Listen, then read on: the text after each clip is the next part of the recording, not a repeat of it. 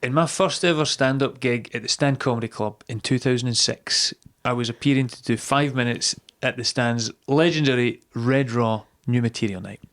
I thought this night was just completely for newcomers, all people trying out comedy for the very first time. As I sat backstage in the green room, there was a palpable sense of just anxiety and fear, everyone walking around, heads down, just shitting themselves, basically. But there was one guy, he was sat very casually, quite confidently. He had a wee flat cap on, a big bushy beard. I sat beside him and I just very tentatively said, "Is this your first gig too?" And I saw a wee wry smile just before he said, "I've done a few." And I thought, wow, what a confident, what a cocky guy, man. Wow, unbelievable. A new material night. Wow. Later did I see him introduced to the stage as star of Mock the Week, Frankie Boyle. I think about that moment every 2 to 3 months and I beat myself up over it constantly. But that's what this podcast is all about, remembering these horrendous moments from our past and letting them go. Welcome to the Stop Watering Dead Flowers podcast with me, your host, Chris Forbes.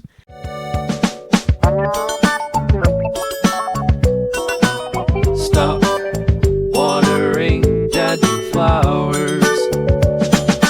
Jingle, jingle, jingle. Cha-cha-cha. I'm delighted to say our guest this week is the magnificent Susie McCabe. Susie, how are you? Oh, I'm good, fella. I'm good. I need to apologise for my attire because I'm in the process of moving house. However, we have just discussed the benefit of garment carriers. Yes. And I think this is blowing my mind. It's amazing. It's amazing. Let me tell you, I'm going to send you garment carrier porn later on. And this is where all the shirts are. Oh, it's amazing. Unbelievable. And as a way of introduction, I should mention as well, I don't think you need much of an introduction in this day and age. Hell. But one of the UK's leading comics, I think it's fair to say. I've been doing okay. Very fortunate. Co-host of now probably one of the country's leading podcasts, actually, as well. With said chap with a flat cap and a bushy and beard. A big bushy beard. I thought you'd enjoy that story, I did enjoy that story because I can actually picture that whole thing playing out and I can see his little wry smile going, "I've done a few." Yeah. And just being so, I know exactly, being so sure, not sure of himself, but obviously he's came at his work and he knows what he's doing. But I can see that thing where he's just totally tried to underplay it. It was not unkind. He didn't want to say who he was, and I was just such a novice. I didn't know anybody. I didn't know the world, or that people could come down and try out stuff. This is how long ago it was. I messaged him then later that night when people had told me, "Oh, that's Frankie Boyle." And I was like, "Oh God, he's a big." I messaged him on MySpace. Wow, that's how long. Retro. So long we've been in the game. Dial-up was still a thing. Probably, yeah. And he very graciously replied as well, and not just to be like, "It's cool." He was like, "Oh, I liked your bird flu story," which is also how long ago it was. But he is a very understated guy, isn't he? He's so understated, and he just kind of. I can actually just see that all playing out in just his wee cheeky smile, and you just go, "Oh no, Chris, that's terrible." But the good thing is, and I think why this podcast is quite good, getting a lot of comics in particular on it, is that these types of horrendous, embarrassing moments where you feel humiliated or that you've done something wrong, these are the things that fuel us a wee bit in it. Yes, because you've got to kind of find the humour in it, and you've got to find. I always think for there's darkness as well. I remember, even when my gran died, I remember gigging the next night, and I didn't even particularly write a bit. I had just had these experiences over those past kind of couple of weeks that were really funny. And I thought, I need to talk about this because everyone experiences death. Yeah. And everyone experiences grief. So what you're saying is your personal experience of losing someone so beloved to you, but everyone in that room has lost someone. So there's a kind of commonality. And I think that's one of the most magical things about podcasts and comedy, that you can actually just bare your soul and people will listen and go, "Aye, well, that kind of happened to me." Do you know when you go, "Oh, thank God." Do you know what I mean? And sometimes you leave going, "I've completely exposed myself to that audience." Yeah. But do you know what? They feel better about themselves now, so that's okay. Yeah. No, I think everyone's got these shared experiences, but then the comedic brain sometimes you almost feel guilty, because I always think that, and I've spoken to other comics with just when you bring up death and funerals, that even though it's a time of grief, sometimes you're like, the amount of people I know that have said the same thing, like walking into like a service, but you're kind of thinking, it's a good venue. I'm like, oh, it's good numbers. So Aye, totally. it's a good totally. crowd. Wow. I was actually talking about this yesterday. I went past a church in Govan, and it was where my grandfather's brother's funeral, and he was the kind of last one there, and half the family were from the Muslim faith, because my cousin married a Muslim guy, so there was 6 kids there, and then her brother, her sibling, very enthusiastically Catholic, and quite a lot of children there, so much so the family car was a minibus. And I remember I was with my brother, who at the time served in the military, my ex-wife, who was not a Catholic, and me. And we were really early. It was in Govan, and we found a little shop for rolls. And my brother's eating a bacon roll, and he went, "How do you think this funeral's going to go?" You know, this is at the height of like the Iraq War, right? And I was like, "How do I think it's going to go?" Well, you work for the British state, and neither Muslims or a lot of people of Irish Catholic descent are fans of the British state. We've got me, who is a gay woman. Again, a lot of people of those two faiths don't like gay people. And then we've got my wife, who I won't name, who is not a Catholic. So, you know, she's going into the chapel, she's got her own shit going on. Right? Yeah, yeah. It just kind of looked at me and I was like, so we've got the British establishment, a homosexual and a non-Catholic. What could possibly go wrong at this funeral? And then we went in. And I'll never forget, you know, when you just think, oh, this just has to end. The priest came out and he was about 105. Of course. And then the wee woman singing was about, oh, she was a fossil. She was a fossil. And, you know, her voice, like all her voices, couldn't reach the notes that she had to reach. She was at a time in her life. Beautiful. And it was just genuinely one of the, not even a bad funeral. You were just like, lads, we should just have went straight to the crematorium. We could have been there for 11, out for 5:30, and none of this would have been brought forward. None of this. Oh, it was so. Sounds like it could be a good film or sitcom series around that. Aye, definitely. Got a lot going on there. So much happening there, and it was just so funny while my brother's just tuning a bacon roll, going, "How do you think this will pan out?" And I'm like, "Oh my god." This is not great, you know. But we were there doing our bit, representing who we had to represent. So nice. That's the main thing. Okay, right. From people dying, people getting married, to let's go back to the start of life. Okay, let's try and crowbar in a link to the theme of this podcast here. What would you say is one of your earliest childhood memories of really an embarrassing or humiliating instance that's just stuck with you for life? So, I have always been a tomboy, right? Always, my entire life. I was always playing football with the boys. In fact, it's quite funny now when you look at the modern world and you see how much women's football and everything is at the forefront. When it was PE and it was kind of summertime and it was primary school, they would say, right, boys can play football, girls can play netball. Yep. And I would always go and play football and get dragged because football wasn't for girls, right? That was like quite... And you think about... Imagine saying that to a kid now, you know, they'd just be like, what? They'd be fired. Aye, gone. And but I remember getting this, my birthday was in January, so my birthday's January, straight after Christmas, and I got this amazing, I was maybe about 6 or 7, Tonka truck, police car, like massive big thing. And when I was growing up, I had really long hair down my back. I think it was my mum trying to just be like, you're not a tomboy if you have long hair. And it's really long hair, and she'd put it in a plate every morning. And my friend Fiona, who now lives in Manchester, still brings this up all the time. So me and her were just kidding. I was like, check out my Tonka truck I've got. She's like, that's great. And I went, let's see what it does. And I put it through my hair. Now I have got really thick hair, and you can imagine how thick it is as a kid. Yeah. And when it was like down to my waist, and that Tonka trunk did not move. Oh, no. And it was like, I mean, the wheels were like this, and the hair was all tangled round everywhere.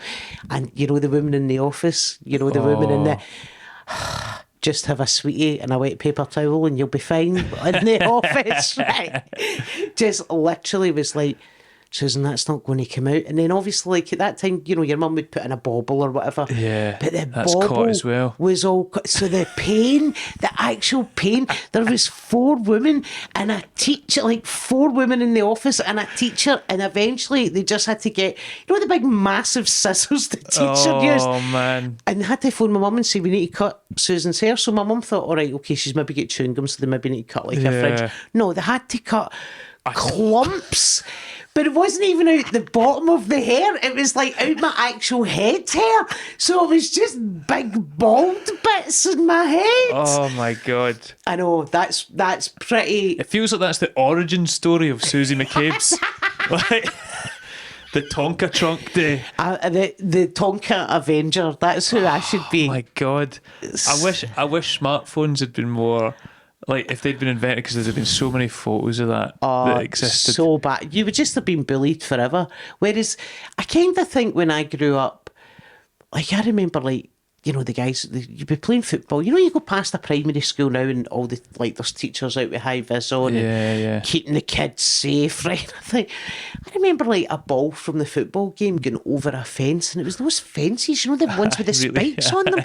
And one of the boys jumped over the fence, but as he jumped over, he caught his nut. Oh. He's like 8 years old with like a split scrotum. And it's just like, how did he take that into the school office and go, I think I need a plaster? He's got the wee wet paper towel as well. Wet paper towel, and he's like that. I now have a vagina. I don't know what's going on here, but I've literally... What was your mum's reaction? Oh my God, she out? went ballistic because my hair was so thick and long and shiny, and she was just like... It really feels like quite symbolic, like what you were just saying about, I wanted to be you were a tomboy, but you had this hair as a symbol. It's almost like... What a symbol that you've got a Tonka truck stuck in this luscious girly hair. Totally. And you're like, well, take that. Totally. She actually took me to my grandmother's that night, because whenever we had a family emergency, we went to my beloved Nana's, and my Nana just looked at me and she went, I do not know what we can do with this. And my Nana was just like... And I honestly thought my Nana would be like, if we just cut a bit off and put some glue on, it'll be fine. Because Nana can fix, fix everything. And that generation of women, you know, they had like a home remedy for everything, right? And it was just like, we need to take her to the hairdressers, because I literally had like bald clumps. So they had to cut it to kind of hide the clumps. And my mum would just like, every morning she would go to do my hair and she would just be like... This hair. So you still had it's almost like a kind of original mullet. Like you still had the long hair, still but had the long bit. But they had to kind of cut this top bit. Oh, it was so bad. So, and do you know, there's still people that I'll see from primary school that, you know, are maybe not on social media, and they'll be like, do you remember that time? And I goes, this a Tonka truck? And you're like, no, I've forgotten all about that. I've forgotten all about the bald clumps I had as a young girl. It's so bad. That is the kind of thing that would be like, when I think of childhood memories, like kids that did something embarrassing at school, that sticks, doesn't it? Oh, it's bad. It's bad. It's bad. I mean, luckily there was other kids that had worse experiences than me, so I feel that kind of deflected from what could have been a trauma. Yeah, you were able to go, oh look, Tommy shat his pants or something, and then it's like, don't look at me. It's fine. But also, it's that bit when you say to your parents, you know, I'm gay, and they're like, we can't believe it, and you're like, I got a Tonka truck stuck in my hair. What else do I need to do here? Other than that, and iron a Subbuteo pitch. What is it with you two that you cannot understand this? That was actually the day you tried to come out, but they just didn't realise the symbology. No, the Catholic school was like, we'll not be having any of that, just make her bald. That'll teach her. Let her deal with her guilt that way. That's what she deserves. Yeah, well, I can definitely see how that's going to crop up in your mind every so often. Brutal. The day you got a Tonka truck. Every time I see a kid playing with a big trunk, and I'm like, do not put that through your hair. That is a disaster waiting to happen. Brilliant. All right, let's move on to your next one. I think I don't know why I've chosen it as a kind of broad field, but if there's a moment from your career, I think it's because I feel like when something happens in a kind of work environment, you feel very exposed because you know it Yeah. can have ramifications. Yeah. So a lot of people seem to have moments when they went, "Oh, I did this thing and it really, really cost me." So I was working for a company and I actually hated the owner, right? The owner had inherited the company from his father, and I fucking couldn't stand him. He just wasn't a nice guy. But I had a really good relationship with my boss and the team, and I was estimating, and we were negotiating a job with a builder. And the way that will kind of work is, you'll have 6 builders tendering, and they'll go out to 3 or 4 kind of electrical and mechanical contractors. So everyone's up against it, and you try and find out where your price is in relation, and then who are the builders that are getting taken forward for final discussion. So it'll go from, 62 or 63 kind of thing. And you hope that one of the builders that you've got a relationship with is in the mix, and then you can kind of phone up and go, how's my price? So I'd phoned up this guy, Peter, who was lovely, Polish Peter, and I won't name his second name, and he was a sweetheart, and he was like, Susie, I need kind of cost engineering. So you would go back through the original job, look at all the things that were specified, and you would try and, get cheaper light fittings. And you would just try and engineer the job to reduce the cost. Can I just say, I'm already nervous because the build-up in this sounds so serious. Like this is a proper professional world you were in. So bad.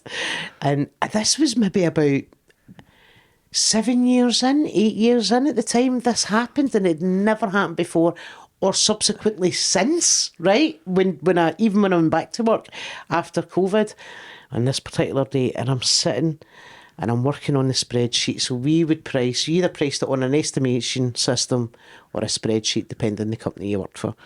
And had it all priced, and we'd sat in a room for about 3 hours. We had the buyer going, I could get another 5% off that, so give them 2.5%, and really try to hone down and win this job. And it was a real good job, real good target job. Managing director, estimating director, everybody's in the room, right? We'll get it all done, right? Okay, right, we'll take that off, right? Okay, great. And I goes back and I does the spreadsheet, and I fill in the submission document to the builder, right? And I saved the 2 of them, and I sent him the spreadsheet with all the workings. Oh no. With the profit, with the markups, with the discounts, and I literally hit send, and I was like, and I honestly I seen the bank like coming up to take my house off me.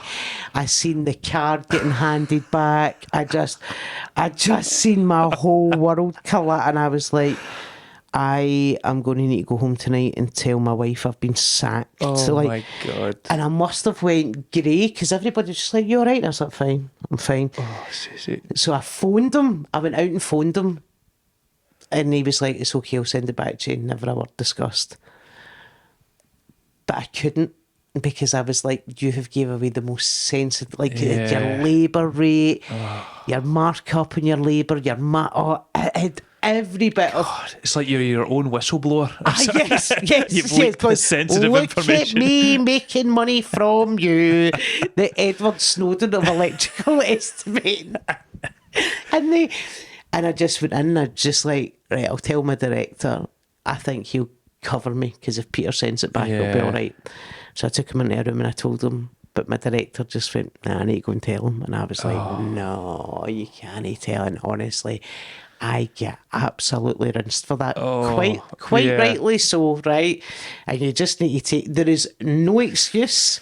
You need to take the responsibility. It was such a simple thing to do, because you're on the phone's ringing, emails are coming in, you're trying to get this done, and you're just like, oh no, and you had the pricing and I took I just sent the wrong document, and I was like, and from that moment, I then created a file of like tender documents, working documents, and then I had submission document, so that they were never the twain would be in the same file. And it was such a genuine mistake, but oh my God, honestly, even now I still just feel sick I feel sick. I honestly feel horrible. Oh. And it's in the past and it's gone and it's not even me, but I feel like... Awful. It was probably about 12, 13 years ago. Yeah. And it just makes me feel... That's the perfect example of these things we're looking for. For just every so often, I bet you're going to sleep at night and then you'll just be like, oh, I remember I did that. Yeah. And then that's it. Do you know, from that moment, like, you checked and you double checked everything that you attached onto an email, and that's the submission document, that's the letter, that's our proposals, that's like, you would put everything on it and then open them back up and then shut them back down to make sure that everything you had attached, because it was just, and it's such a simple mistake to make, and I will never be the only estimator that's ever done it, but honestly, the absolute sick to my stomach. And I just remember, like, I remember going home and just lying in bed that night just being like, I need to go in here tomorrow and face the music. And sometimes it's the thought of it that's worse. Yeah. And it was fine. You know, it was like, look, we need to rinse you for this, but at the end of the day, we know that it wasn't deliberate. That's the worst thing, isn't it? Because you already feel bad. You know you've done something wrong, but then you also have to take a bit of a yelling, because I've made a mistake, but you're like, I already know, I feel bad. It's so bad. And also because other people have been involved in helping you get that over the line. And you're just like, I just never want to hear about that project ever again. And Did you win the we contract? did actually, but it was with another builder. It was with another builder. I was like, but you know what? It's in the centre of Glasgow, and every time I walk by it, I'm just like, I actually hate you. I could never walk into this office block. The reason I think, like, because I was going to tell this story at some point in this series, but I hate even reliving it. But the reason I was feeling so bad about the minute you said you sent that email was because one of the reasons I think I wanted to do this podcast, this topic, is because one of the things that haunts me, and it doesn't even have the same level of ramifications in a professional world, is about an email I sent that I wish I'd never sent. And it was purely because I was planning my brother's stag do. Okay. Mm-hmm. And I was compiling all the different names of people that he wanted, and this is what I'll be. Anyone else I'm missing out? And so he sent me an email saying, "Have you included so and so and so and so?" and detailed a few other folk that I didn't know from maybe his work, different walks of life. We don't live in the same place. But then at the bottom of the email, he'd written, "You don't really need to invite these people, but these people, they'd invited me, so maybe it's nice just to at least send them an invite. I wouldn't expect them to come. I don't really care if they do or don't." And like a wee thing about how much he wasn't bothered, but just to be nice, why don't you send it to them? And then I'd copied and pasted everything he sent so I could have the email addresses of the ones he did. I forgot to take off the bottom. And I forgot to take off the bottom. Oh no. And see, when you said about the feeling, like the minute I pressed send and realised, and I feel like I start to feel sick now. I went into shock, like just I've sent that to those people and left it in. And again, I was still living at home. My mum, my sister heard me just kind of go, oh, like, oh. A noise that you never want to hear. And just like holding my head and like frantically thinking, how can you unsend? And recall, then I'm trying to I couldn't explain at first what I'd done because I was just so panicked, and then trying to explain it to my mum and my sister, and then she's going, well, can you get it back? Can you get an email back? And I felt so sick because I knew I'd have to tell my brother, because these were mostly people that he worked with that he was talking about, and it was so bad. To this day, I mean, that's I don't know how long ago, 15, however long ago it was, and it still haunts me. And the worst part about it was having to tell him, and him kind of freaking out about, these are people that I have to work with and see, and can you do this? And maybe they wouldn't see it. I kept saying maybe they wouldn't scroll all the way at the bottom, they'll just see the wee initial spiel about my brother's having a stag do. But it was about 6 months after my brother came to me, didn't come to me, but we were out a night, and he said, 2 people at works came up to him at one point, and after a wee bit of chat, one of them just went, we did get that email. And he went, oh yeah, from my brother. And he said, all he said was, that was pretty bad. And it doesn't sound like a lot, but knowing that he said that to my brother and that I caused it. You would rather he punched you. That he just went, that was pretty bad. And because it felt like he was hurt, and I knew my brother was hurt, that I'd done it, and I felt hurt. And it's such a horrible feeling. It's awful, and you've got no control over it once it's out That's there the in the ether, thing. Aye. and you're kind of dependent on not reading the full email or them just missing the email because life is busy. But even if it was just email addresses listed that I'd had, but the fact that he'd written a wee thing about, you don't need to invite these people, I don't really care, but it just, maybe you should just do it to be polite. It's just everything about it makes me just sweat. Cringe. It's horrible, and it's that I remember going out and using the phone and then coming in and having that, that really cold but also clammy sweat on your brow, and you're like, I think I'm going to be sick. Yeah. And you're like, no, I actually think I am going to be sick. And it's just, horrendous. And then you need to go home and then you need to explain to your partner, how was your day? Well, I commercially compromised the company with one of their biggest clients. But other than that, it was nice. Hi, Jamie was in with his newborn baby. It was great. Do you know what I mean? You're just like, there's no way to dance around it. It's horrendous. That's the worst thing. Like you said, we can never change it. You can't go. But I feel like a lot of this, we're trying to be like, let's let go of these things that we're holding on to. But I feel like these are two examples I don't think we can let go of. No, you can't. They're going to haunt us. You just can't. And you will always check an email now, won't you? You check like everything. It's awful. And it's just because, and do you know what? A lot of it's just because you're busy. Yeah. You're just busy and you're doing stuff. And like the thing with estimating was that you would be... you would get an inquiry in, so you would send what you would call the subcontracting suppliers inquiry. So you would count everything and then you would send it all out for all your best prices, and then you send out to your subcontractors and they've got a kind of mini contract within that inquiry, and you do all that, and then you've got another job that you've done all that for and you've maybe inputted half of it, so you know where you are with that. Then you've got another job that you've completely finished and you're just waiting for sign off. So you're kind of juggling 3, 4, because you're working to different dates and it's a date driven job. So you were always kind of, which was fine, but I'll never, honestly, I felt absolutely ill, and never again. And this is why I tell jokes for a living, because if I tell a bad one, it'll be all right. It's just me and the comedians in the audience that know, but we don't need to discuss it. It'll be fine. This is good. It's terrible, isn't it? It's terrible. It's great stuff, though.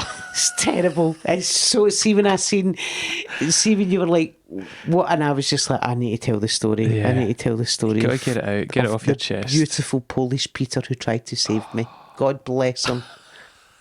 Okay. So nice. Let's move away from that painful one then and right into a different one. Great. More pain. more therapeutic, painful memories. Again, we're pinpointing, it's probably quite mean to do this, but the most vulnerable aspects of people's lives. So we're asking for one as well about maybe a relationship or something that happened at any point when you were in a relationship with someone that you just can't forget. You can't let go. So I had came out of a relationship, and it was my first kind of proper relationship, and I came out of that relationship, and I was working in a gay bar at the time. I was assistant manager, and it was all fine and dandy, and there was a girl who used to come into the pub, and I was pretty heartbroken when my first relationship ended. I was going out with somebody who was a bit older, and it was tough, it was hard, and I remember being a bit heartbroken and a bit kind of miserable walking about behind the bar. And this girl used to come into the pub and we always used to chat away, and she always made me laugh. And it was all there was nothing in it kind of thing. And then one night, I kind of just bumped into her randomly and do you remember Bar 10 across from the lighthouse, right? Yeah. I mean, this cracking night. We ended up just having this great night out, great laugh, all fine.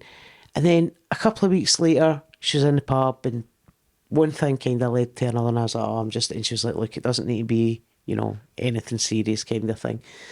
And I was like, right, okay. And I really liked her, but I really liked her as a person. And we went back to hers, and I said my ex's name. Oh, and I know, right? I know, and do you know what? It just, fuck's sake. Talk about a sudden ending. Oh. Jesus Christ. That wasn't the aphrodisiac. It was the roller coaster that just hung upside down for so long. You were like, I really need to get off this. And it was just it was so bad. And then the worst bit was a week later, she started in the venue next door. Oh, no. And our cellar was there, and I had to go through there, go down to the cellar to change kegs at the time. See her all and the just time. see her all the time. And she honestly, like, she hated me. Then you're like overusing her real name, like her actual name. I just making up nicknames for her, like shortening her name, like just having like 300 different names for her. And I just remember, like so many times trying to kind of approach that situation and go, listen, I was in a good place and we shouldn't have been. And I wish it had been like 6 months later, because it all would have been great. But it wasn't 6 months later, and it was just this. And the more I tried to speak to her, the worse it became. You're and just I'm digging like, the hole more. And... just stop, man. And I remember, like, sitting with my mate who sadly passed right at the end of the bar. And I was just sitting with her, and I told her the whole situation. She just went, right. And she was like, a problem shared's a problem halved, right? She's like, tell me how bad it is. And I was like, no, it's like the worst thing. And she was like, it cannot be that bad. What is it? Have you cheated? Like, have you been another woman? And right? And I'm like, no. And she's like, well, what is it? And I told her, and honestly, I'll never forget Maz doing this. I was just sat at the end of the bar like this, and I was working, and she was sat down having a pint in the still, and she just turned to me and went, no, buddy, there's no way back from that. Like that is bad. Like... The absolute knife killer blow. And I was like, right, Mazel give me advice on this. She's a little bit older and she's a bit wiser. And, you know, she's a woman who's seen a bit of the world. She'll give me a bit of chat. And she just went, no, buddy. Oh, no. Like, and it was the proper hand on the shoulder to just be like, I thought a problem shared would be a problem halved, but it turns out you very much still have your problem. She's actually just confirmed how badly it went. So bad. I was like, no. And I really like her. And I've tried to talk to her, and then after it, she was like, have you thought about just not talking to her? God. And I was like, yeah, well, I think that's it. And then she moved away after that. So that was it. She was like, yeah, see, she's moved away. Yeah, good move. It is. It's like, that's like something out of, you see like in a sitcom or like a film. But it's kind of, so you think it maybe doesn't happen as often, but to know it's happened in real life is... Aye, and it is a thing. Like, if you've came out of a long-term relationship and you've suddenly found, not suddenly, but, you know, you've found yourself in another position with someone else. Yeah. You know, I mean, that's difficult enough, isn't force it? a habit, and you're using the name, and the kind of awkwardness of the first and second time you kind of sleep with someone. I don't care who you are. That is always going to be awkward for both of you. And then for you, and it wasn't even in a kind of heightened moment of passion. It was just like a... casual. Oh, Did they know your ex? Like, so they knew who that name was the minute they heard it? So you couldn't have passed it off with like, oh, I was role playing, I was meaning this celebrity. Aye. I mean, I called you Davina McCall. No, there was nothing like, there was no way around it. And it just made me feel really cheap for sleeping with her. But it also made her like it really, do you know what I mean? Wow. And I was like, and also as well, the gay scene, especially at that point in time, like kind of pre-dating or pre-internet dating, and quite like it small was the scene. old dial-up. It was a small scene, so you're just like, everyone's going to hear this story. Everyone's going to hear this story. Everybody, which they didn't, but it just felt. I felt about that size for ages. Every time I seen her, and then if I would see her like clearly working a shift and somebody'd be chatting to her, I'd be like, "Look what you could have won." Do you know what I mean? Just like, oh, you are such an idiot. Do you know what I mean? Just like, because she was so nice and she was such a nice person. We got on so well that I was just like. So now you're checking emails really carefully, and now that when you're going to meet someone, you're like saying the name over and over until you meet them. I basically just have it written in my hand like I'm hosting Red Raw. Who are these 12 people that are on? I was wondering. Frankie Bott, never heard. I was wondering why my name was written on your shoe there. Like, Chris, it's Chris. But that was like That was pretty awful, and because you knew that you were going to see them again, there was no way around that. Because you're like, I always like to. Me and Scott Agnew had this discussion once. If I had to sit down with like a young straight stand-up comedian, right, and say, you imagine that you can only go to 4 pubs, right, and in those pubs is pretty much the total sum of the people that you can meet and attract. And you don't have the internet like in that capacity. Yeah. So you don't have the internet in that capacity like we do now with phones and apps and such like. And if you make a mess of it with one person, you've kind of wiped out 6 of their pals as well. So it's just an ever-decreasing circle. The shrapnel has gone. It's gone. You've just taken people out. And you're like, she dumped me. How come I can't? No, you can't, because that's a friend. And you're like, that is bananas. Because me and my best mate have been best mates for like 25 years. And we have never really like cross-pollinated. Yeah. And you're like, how have we managed that? Like, in such a small world, do you know what I mean? Yeah. Like, you could go into any pub in any city, anywhere in the world, and pretty much if you wanted to meet somebody, you could meet, but you think, how narrow a window. Like, you think about Perth, Australia, you've got the court and connections. That was it. And that was 2 it. places. You know, Adelaide, you had one place, and it was tiny. At least the court was massive. Yeah. But yeah. So trying to kind of explain that to, like, younger heterosexual men who just look at you like, this sounds like hell. And you're like, yes, lads, it is. And then you call one of them the wrong name. Oh, Jesus, man. Even thinking about it, I'm just like, oh, no. No.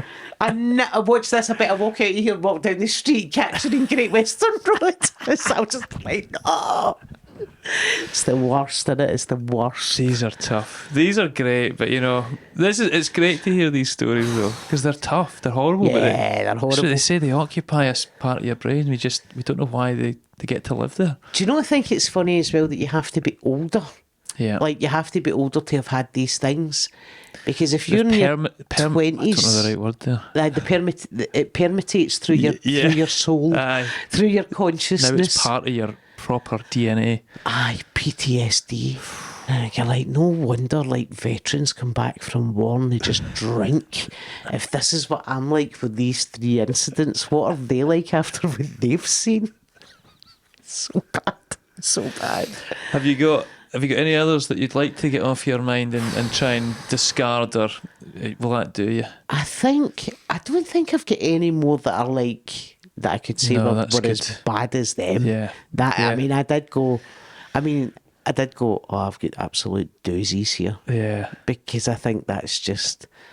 Some of them aren't ready yet. They're still eating away. And they're still eating away. You can come back on in another couple of years and you'll be like, they're ready. They're ready. There will be permutations to come from my comedy career without doubt. I just can't deal with them now. I just can't. Well... But I do love the fact that you've provided this service for comedians. Oh, please, come on in, and that's it. I don't know if it's because my wife's a psychologist, so I am not a psychologist, but I feel like she's constantly trying to get me to talk about the things that haunt me. And I think it's had a knock-on effect where I'm like, well, maybe I should get other people to do it. And Aye. Then I can bring it home and you can evaluate that madness. Wait, you hear what Susie did? What would you advise? Tonka truck, would you advise? Yeah, keep her hair short. Well, what we've liked to have done so far as well is... what one would you pick? Let's just do this. We've been symbolically having a dead flower here as part of our set, and if we gave it to you symbolically and said, which one of them would you prefer? Would you most like to get rid of, and then just toss this away? It would need to be my wrong name, right? Because the Tonka truck was me, and the work was work, and it was commercial damage. Yeah, but. Do you know what? We fixed it in the end, and it was just a kind of simple mistake. But to actually hurt someone, as you say, it's you. You've done it. You've made someone. It's like you making your brother feel like that. Yeah. You can't take that back, and that's I think the worst thing. Like even if I had lost my job, I'd have been like, well, you know, fair's fair. But that was hurting someone, and that was just an awful, awful thing, and making them feel really not nice and me not feeling not nice. So this is what I need to throw away. This is what I need to let go of. Well, you just chuck it across the room there. And I have to. Can we set fire to it as well? Because I never want to think about this. I'm thinking. That's it. Right, here we go. Away it goes there. Away it goes. Dead. One less dead flower to water, hopefully. And in brighter, cheerier, more forward-looking news, what have you got coming up, Susie? Where can people come and see you? I'm sure you're probably building up to Fringe and stuff. Aye, that's it now, isn't it? It's the kind of road in. It's that time of year. So it's that kind of 8 weeks where we kind of need to try and get all our stuff together. So yeah, I am at the Fringe for the full run, which would appear nobody else does anymore. I feel the only other person I know who's doing a full run is Christopher MacArthur Boyd. Oh, aye. And so yeah, a full run, and I'm in the Gordon Aikman Theatre, which is up at George Square Gardens, which is not George Street. I talk about this every year. Right. Because George Street in Edinburgh is in the new town. That's right. And it has 2 squares at either side of it. Yeah. St Andrew's Square and Charlotte Square. It's neither of them. None of them, because some town planner thought, well, we should put George Square Gardens at a whole opposite other side of town, because that makes perfect sense. So yeah, George Square Gardens up at Assembly, Gordon Aikman Theatre, 8:30 p.m. every night. There are like 14,000 tickets to sell. Please come. It's a 500-seater. Please don't let me play a room to 9 people in a 500-seater. Please don't, because that is going to be tough. But no, it'll be good fun. And it's a good show. It's a show about having a heart attack and the kind of the humour that's came out of that, and how your life kind of has to change after it. So yeah, no, it's a good laugh. Listen, thank you. I've heard snippets of stuff, and I've got to say it's brilliant. The way you've worked it into comedy routines is wonderful. Just sitting going, what is this? What is this? But no, it's been great. Thanks for having me, fella. Thank you, Susie. Thank you. All the best. Cheers. You've been listening to the Stop Watering Dead Flowers podcast with me, your host Chris Forbes, in association with the wonderful Stan Comedy Club. Sound mixing and recording by the wonderful Sean Stables. Big shout out, Sean. Woo! Edited by the ever awesome Chris Thorburn. Thank you very much to everyone who's listened. If you've enjoyed this episode, please like, subscribe, share with a friend, all the things that you're supposed to do with podcasts. Thank you.